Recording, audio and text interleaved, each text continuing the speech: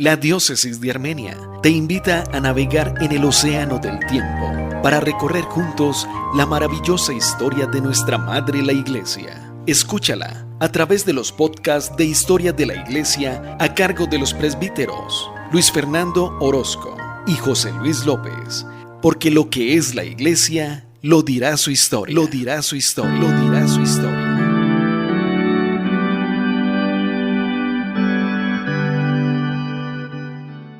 Hola, un saludo de bienvenida a los podcasts de Historia de la Iglesia de la Diócesis de Armenia. Seguimos avanzando en el gran oleaje del mar de la historia, en la travesía de la barca de Pedro, que es la Iglesia, esperando con la gracia del Señor llegar a las playas de la eternidad. Y en medio de este recorrido encontramos momentos de calma y momentos de tormenta, como todo en la vida mientras estemos en este valle de lágrimas, como dice la oración. Luis, Hernando, buenos días, ¿cómo estás?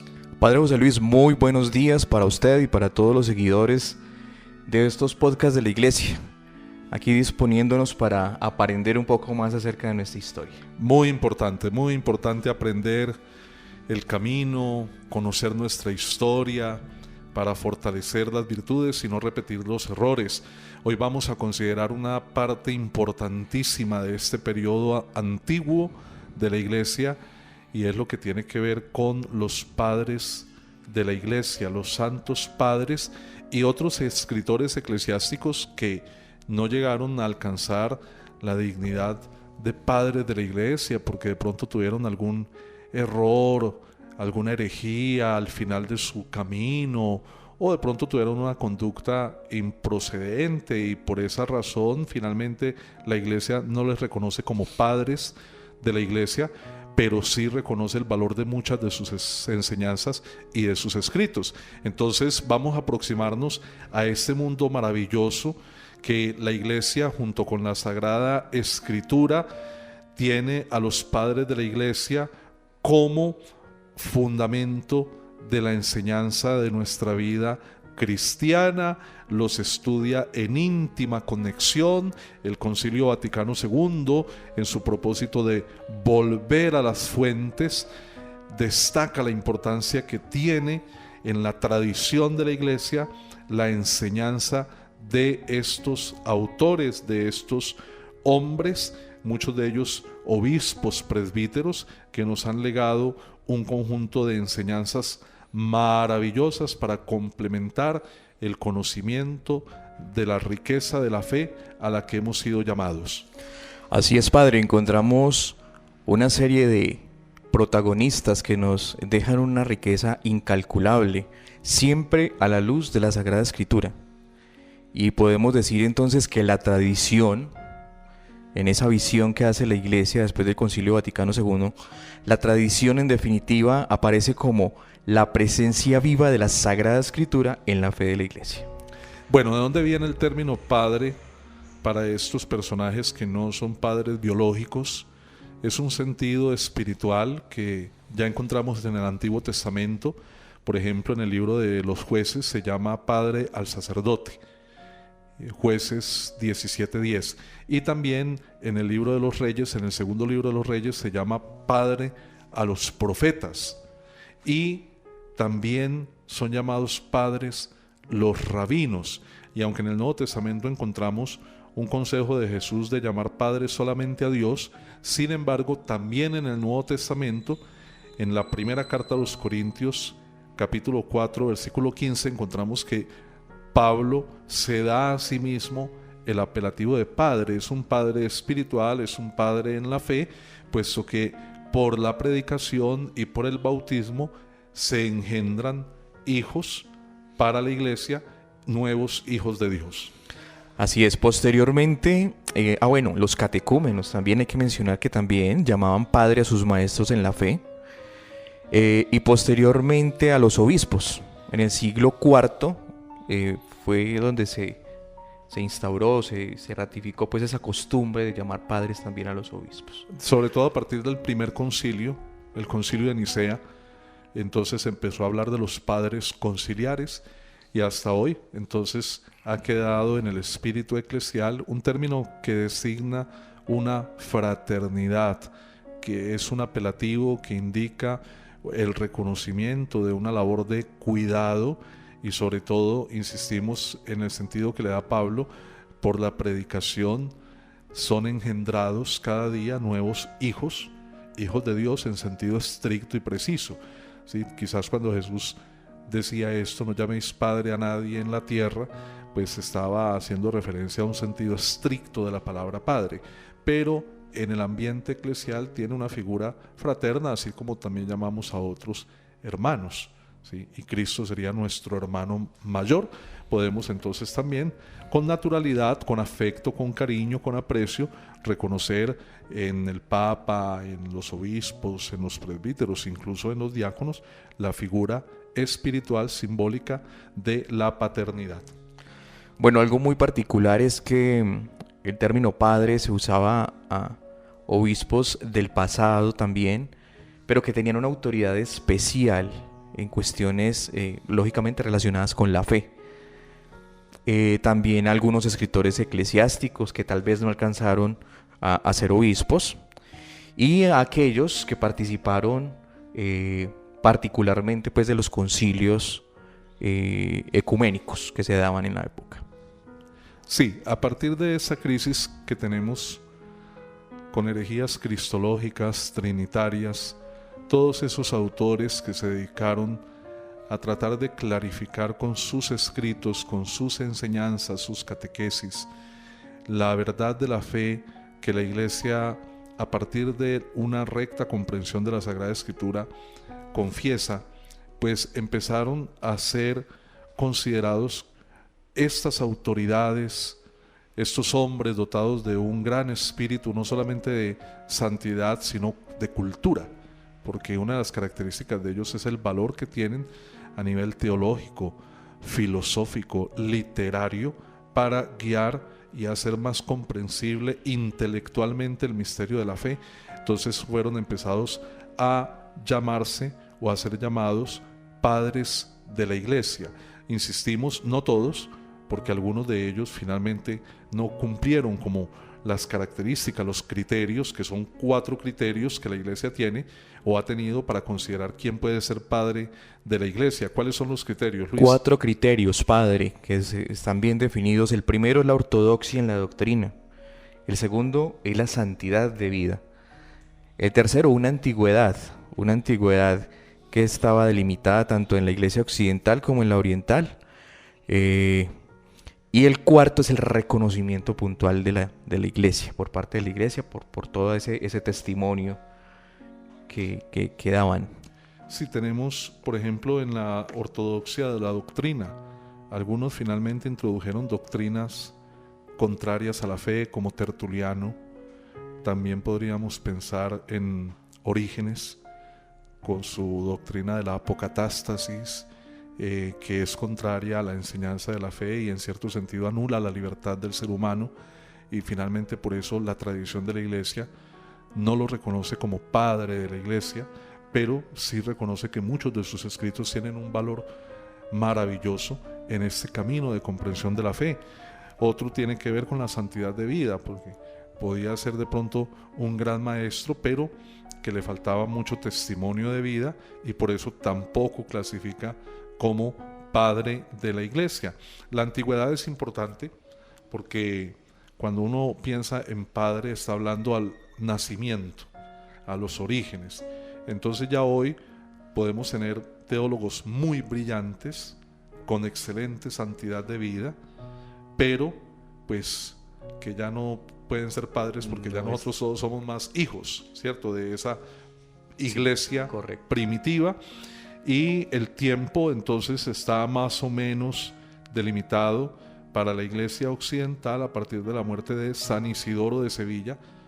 Ahí terminaría para este sector, para esta porción de la Iglesia en Occidente, en el año 636, siglo VII. O sea que la patrística en la Iglesia latina se va hasta el siglo VII, mientras que la oriental se lanza un siglo más, hasta el siglo VIII, con la muerte de San Juan Damasceno, que sería el último padre de la Iglesia oriental, y finalmente, muy importante, por el sensus fidei, por el sentido de la fe que anima a todo el pueblo de Dios, desde el Papa hasta el último de los bautizados, pues es también muy importante un reconocimiento, un sentir de la Iglesia acerca del valor de este autor como padre de la Iglesia.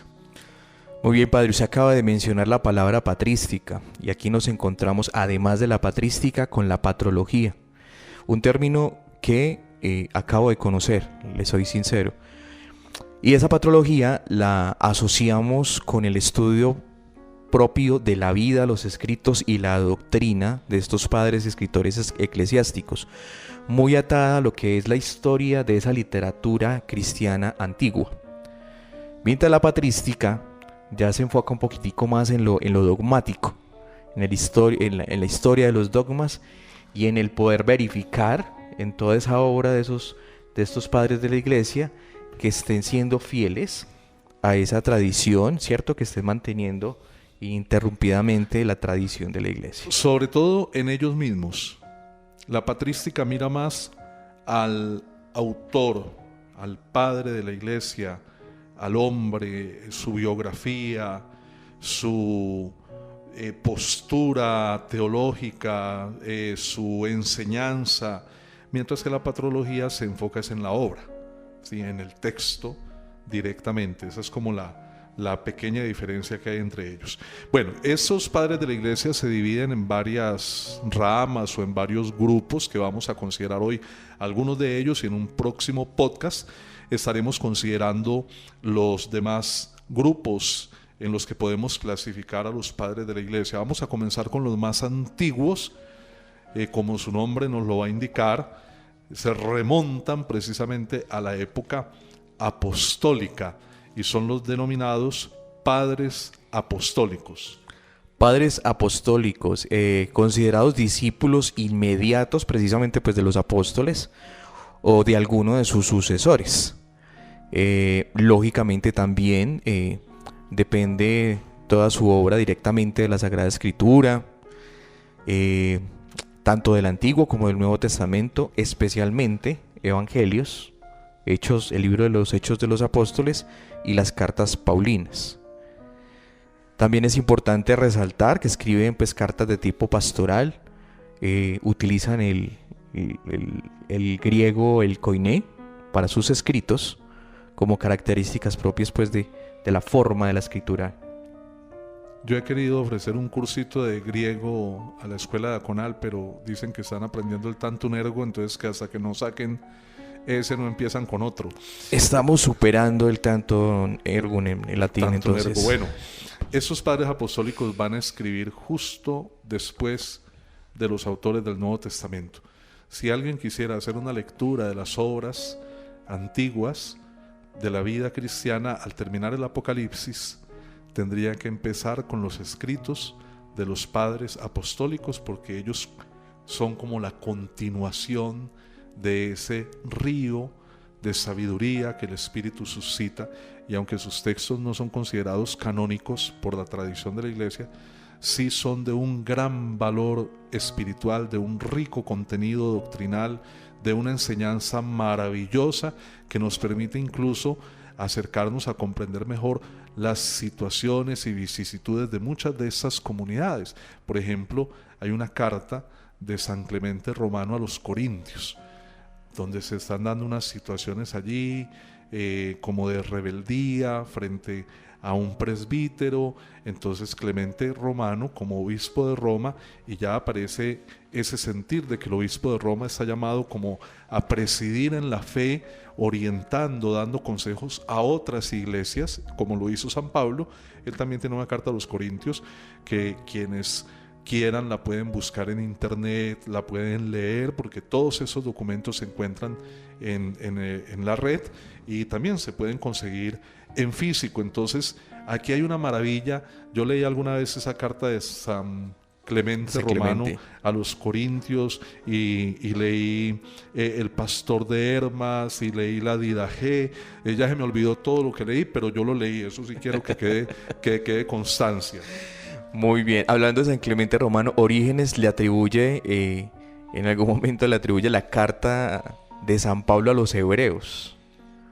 O sea, mire la influencia de pronto que que alcanza a tener este cuarto papa, ¿no? Lo que hoy ya sabemos que la carta a los hebreos no la escribe San Pablo, ¿sí? Pero durante mucho tiempo se le atribuyó a San Pablo. Se pensó que era una carta paulina, ya está completamente descartado, pero Orígenes, que es uno de los escritores que no es padre de la iglesia, pero que tiene una relevancia tremenda, le atribuía la carta a los hebreos a San Clemente Romano.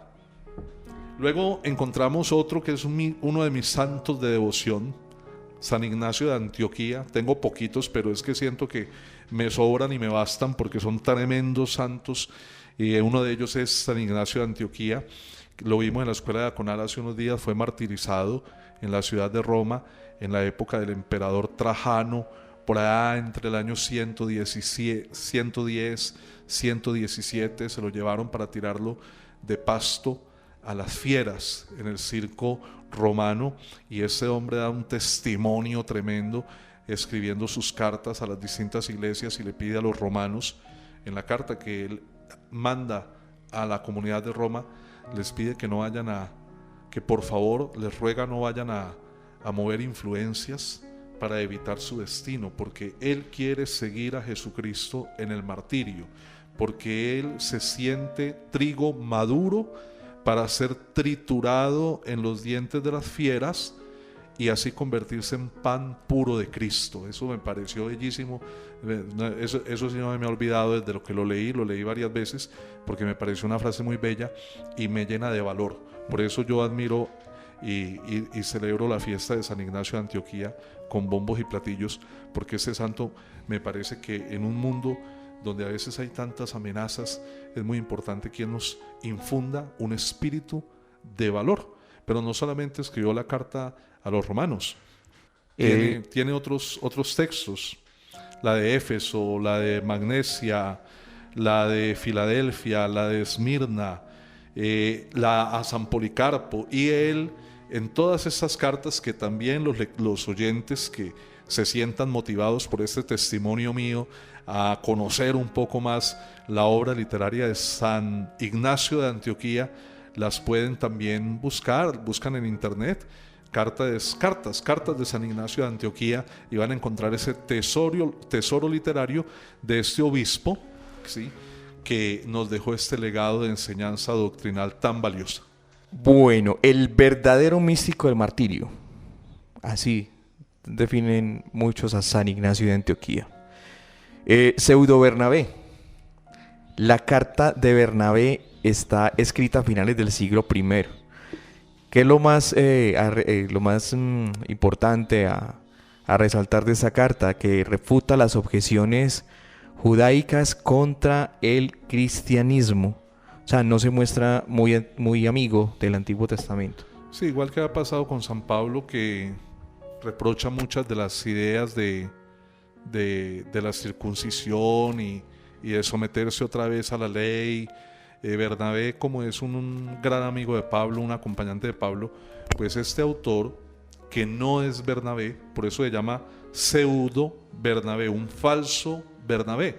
Siempre que encontremos la partícula pseudo, significa falso, ¿sí? Por eso el que coloca un nombre distinto, ¿sí?, se le dice un seudónimo. Un seudónimo, ¿cierto? Un falso nombre, pseudos, ónomas, un falso nombre. Entonces aquí tenemos el caso de un falso Bernabé. Es otro autor distinto, pero él coge el nombre de Bernabé, pues de pronto para darle más brillo y más autoridad a su carta. Es un apóstol.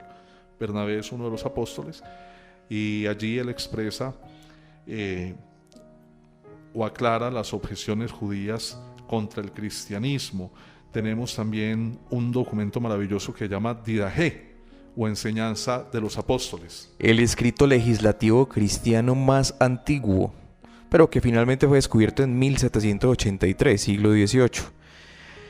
¿Qué contenía la Didaje? Toda la instrucción del Señor, toda la instrucción de los apóstoles a los gentiles, dada por el Señor, y compuesta por 3 capítulos principales. Uno que contiene instrucciones litúrgicas, otro que trata de normas disciplinares y un tercer capítulo que aborda todo el tema de la parusía. Allí en este Didache se encuentra en el capítulo sobre las instrucciones litúrgicas la oración que recitaban los cristianos después de la comunión, ¿sí? No era alma de Cristo santifícame, cuerpo de Cristo sálvame, no, es otra. Y a mí me parece que a la Iglesia le faltó recuperar en la renovación litúrgica del Concilio Vaticano II, le faltó recuperar esa bellísima oración que ahora, antes de terminar el programa, podemos recitarla, que se encuentra precisamente en la carta de la Didache, en la enseñanza de los apóstoles.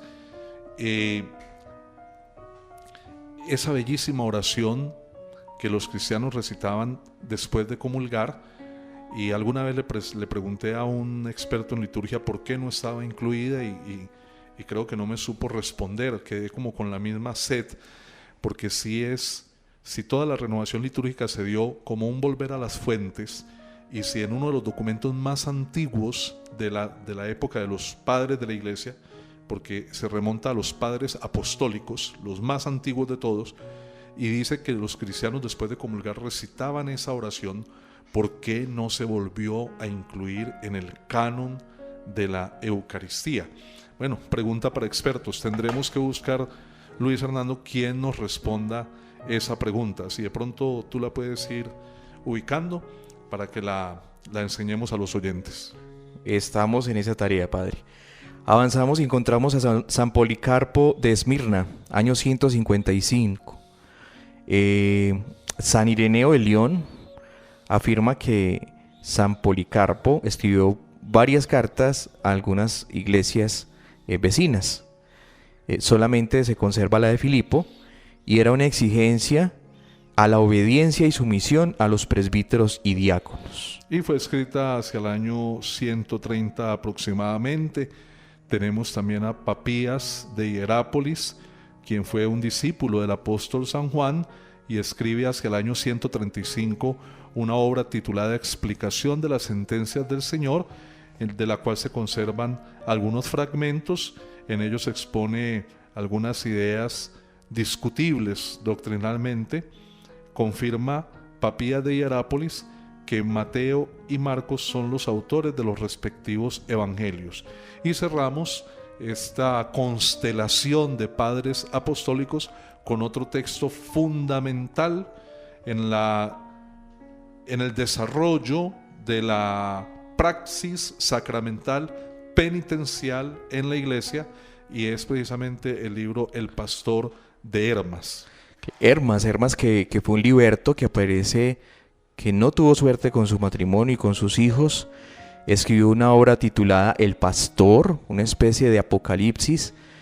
Lo más novedoso de esta obra es su insistencia en la existencia de una penitencia después del sacramento del bautismo, en la que se perdonan todos los pecados, pero que se concede una sola vez en la vida. Se conserva íntegramente el documento completo, fue escrito en lengua griega, se distribuyen 5 visiones, 12 mandamientos y 10 parábolas o semejanzas. Como la Iglesia en sus primeros años no concebía una penitencia después del bautismo, porque el compromiso era que después de bautizado usted no podía volver a pecar gravemente, entonces, pero la naturaleza humana pesa y se empiezan a dar situaciones graves de pecado después del bautismo. Entonces El Pastor de Hermas es una de las obras más antiguas donde se empieza a considerar la idea, a perfilar la idea de una práctica penitencial, muy rigurosa, eso sí, y sumamente amenazante. El documento, en las imágenes, en la simbología que él utiliza, trabaja pues mucho el tema de serias amenazas, de condenación y todo esto, pero pues es un documento muy bello y también vale la pena conocerlo. Lo pueden encontrar en internet, El Pastor de Hermas. Avanzando, llegamos a otro género, otro grupo importante dentro de este marco de escritores de la iglesia primitiva, y es la literatura apócrifa. Decimos, padre, que la literatura apócrifa la vamos a entender como aquellos que pretendían o que pretenden falsamente mostrar un origen bíblico o canónico, tanto del Antiguo como del Nuevo Testamento. La mayor parte de esa literatura tiene su origen en sectas gnósticas, ya que decían que Dios se reveló a algunos iniciados o gnósticos para darles algunas instrucciones. Pero existen también los apócrifos ortodoxos, cuya finalidad no era otra que satisfacer la curiosidad devota de los fieles. Que no tienen elementos heréticos. Los ortodoxos no tienen elementos heréticos, y encontramos entre ellos precisamente el Evangelio de Santiago, y es el que nos ofrece elementos de la tradición de la iglesia, como los nombres de los padres de la Virgen María. Y de hecho tenemos la fiesta de San Joaquín y Santa Ana, que no encontramos ese dato en los evangelios canónicos, ni siquiera en el Evangelio de San Lucas, Que es el que más que es el menciona Evangelio, a la Santísima Virgen. y no nos da el dato de cómo se llaman San Joaquín y Santa Ana, de dónde la iglesia llega al conocimiento de estos nombres, precisamente por los escritos apócrifos como el protoevangelio de Santiago.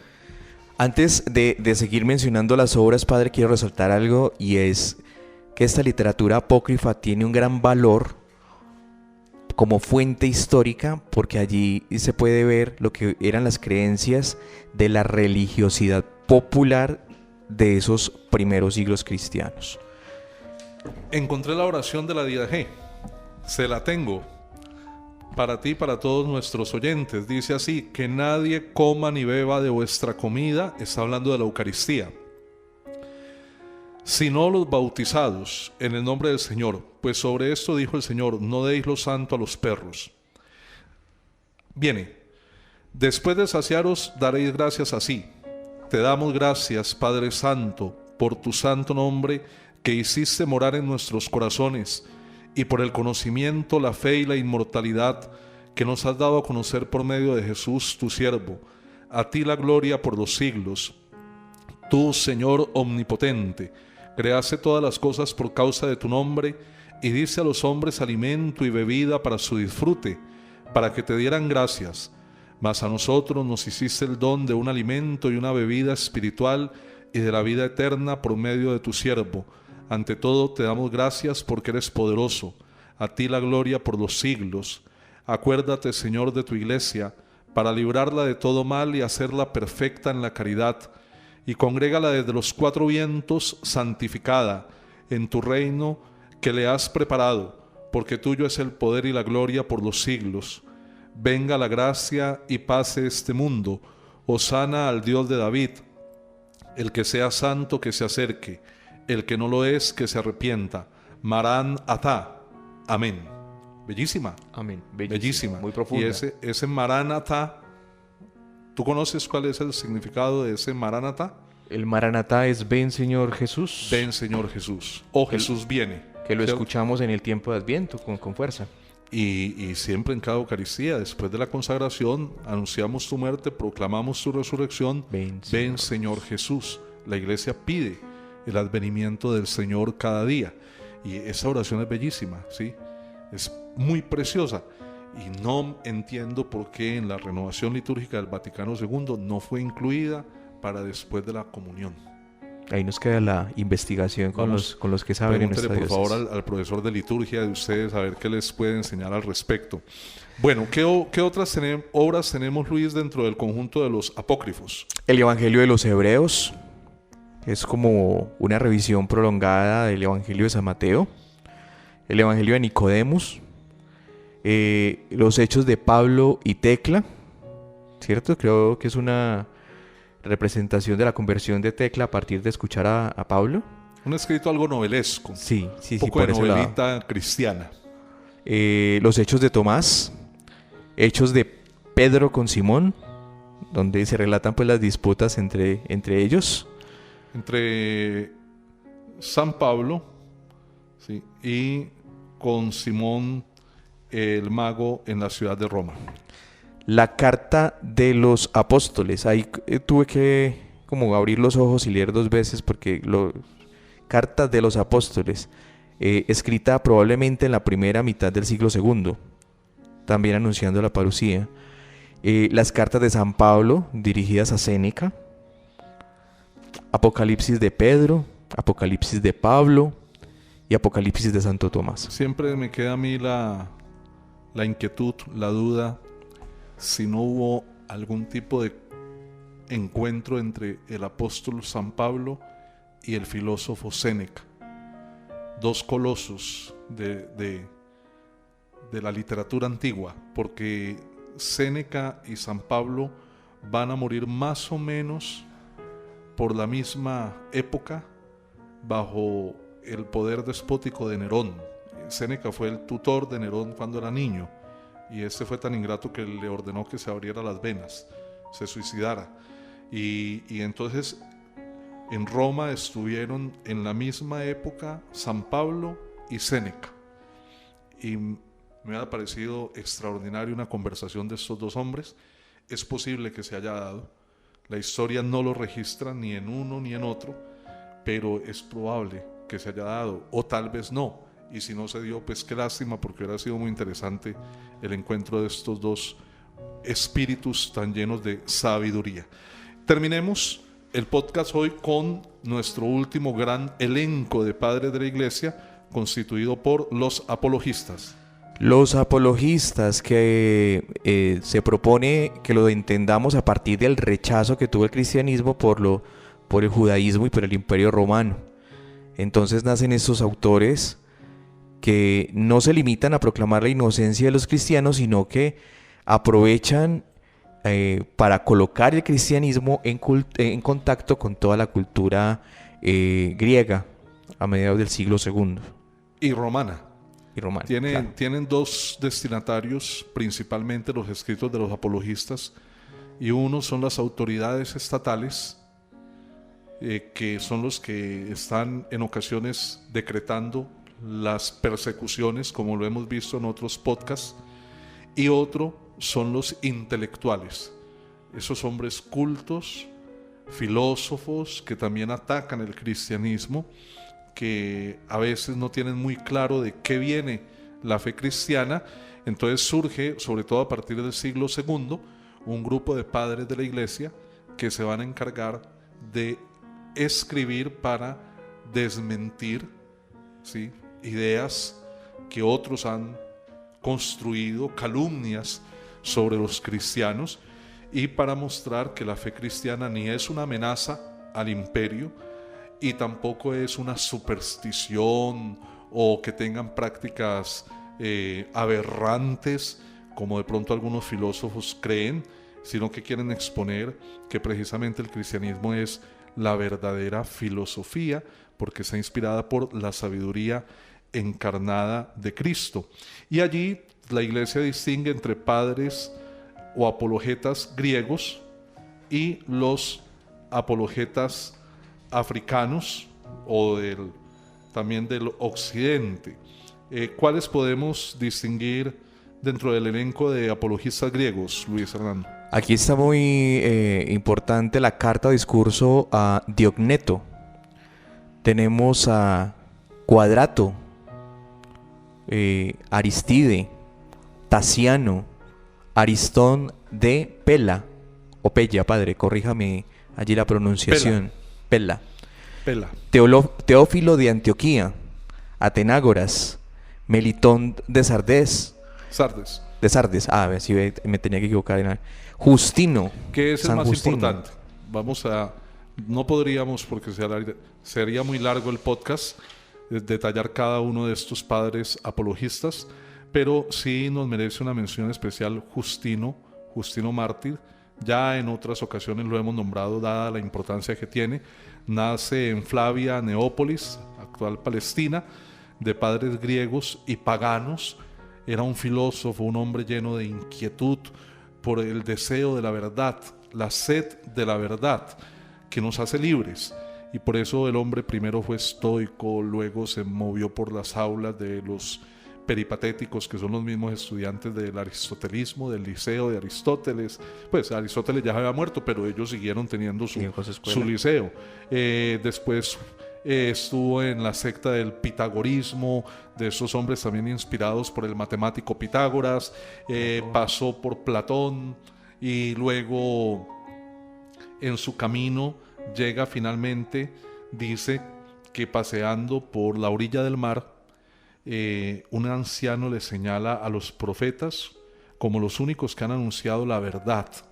Reflexionando sobre estas palabras del anciano, que desaparece misteriosamente, se da cuenta San Justino que solo los profetas y los discípulos de Cristo poseen la verdadera filosofía, y se entrega con toda la sinceridad del corazón al conocimiento de esta filosofía, que es la vida cristiana, y llega a confesar que es la única filosofía verdadera y provechosa, y desde ese momento Justino se convierte en uno de los primeros brillantes escritores que defiende la fe cristiana con argumentos profundamente y muy finos de la filosofía, ¿sí? Por eso me parece que tiene especial relevancia, porque una cosa es defender incluso apasionadamente algo, y otra cosa es defenderla con buenas razones, con buenos argumentos. Y pues como este no era ningún pintado, como el hombre había sido platónico, aristotélico, estoico, pitagórico, pues tenía todo ese acervo de estudio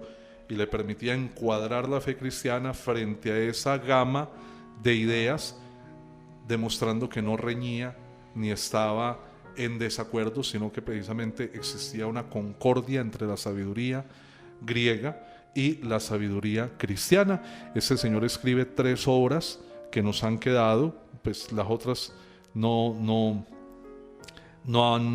las tenemos, fueron en total 8 obras, pero nos quedan 3, pero con esas es suficiente. Una es la Apología, escrita hacia el emperador Antonino Pío y sus 2 hijos, Marco Aurelio y Lucio Vero, y la otra es un diálogo contra el judío Trifón. La calumnia de que los cristianos comíamos a un niño cuando nos reuníamos a puerta cerrada a comer la Eucaristía, que sacrificábamos a un niño, que éramos antropófagos, caníbales, pues eso del Imperio Romano le parecía execrable. Claro. Entonces él escribe una carta contándole al emperador detalladamente, paso a paso, cómo es la Eucaristía el domingo, porque en ese tiempo solo se celebraba el domingo, no había en semana, ni había sagrarios para la veneración del Santísimo, no, se terminaba la Eucaristía, se consumía la Eucaristía y se llevaba a los enfermos, los diáconos la llevaban a los enfermos y se acabó, listo.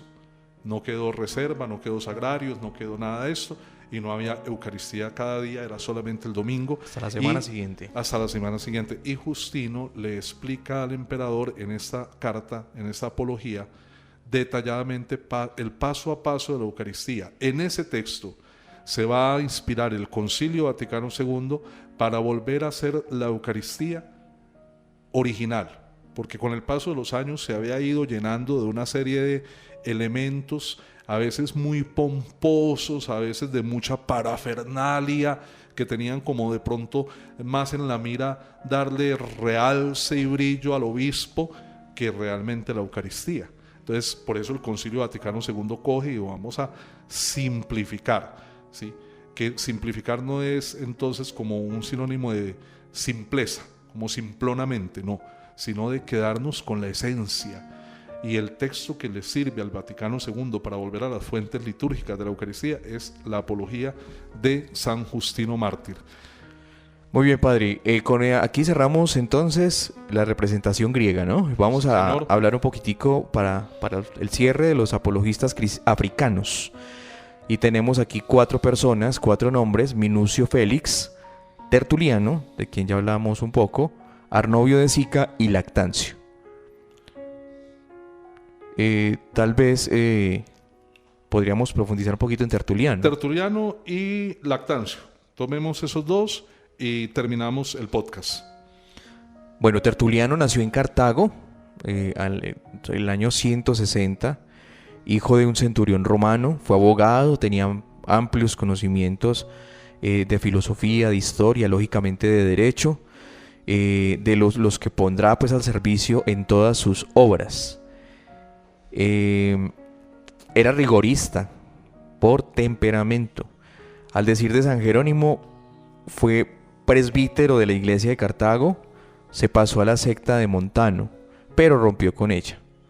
San Agustín habla de él, dice que creó su propia secta, los tertulianistes en latín. Algún autor afirma que Tertuliano murió mártir, pero por haberse alejado de la fe católica, pues la iglesia se despreocupó de él.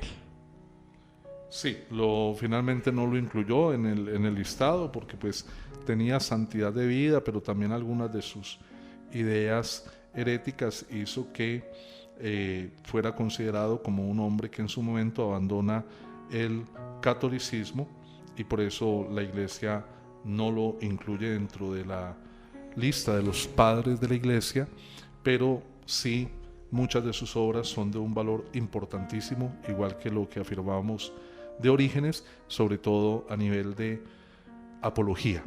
Y terminamos con nuestro último autor, que es Lactancio, un discípulo de Arnovio. Es uno de los que defiende la fe cristiana frente a las persecuciones del Imperio Romano. Es conocido fundamentalmente por una obra que se llama Las Instituciones Divinas, en las que, aunque hace una exposición sintética del pensamiento cristiano, tiene también un carácter apologético, porque toma como punto de partida la refutación de los argumentos esgrimidos contra la religión cristiana por parte de Hierocles, un filósofo y gobernador romano en Bitinia, otro de los principales instigadores de la persecución de Diocleciano. Lactancio fue preceptor nada más ni nada menos que de los hijos de Constantino y murió en el año 317. Es también uno de los que nos ha heredado un poco el testimonio de esta conversión de Constantino con la cruz que ve en el cielo, y decíamos cuando hacíamos este programa que quizás la narración de Lactancio sea más fiel a los hechos porque él hacía parte de la corte de Constantino, ya que era el tutor de sus hijos.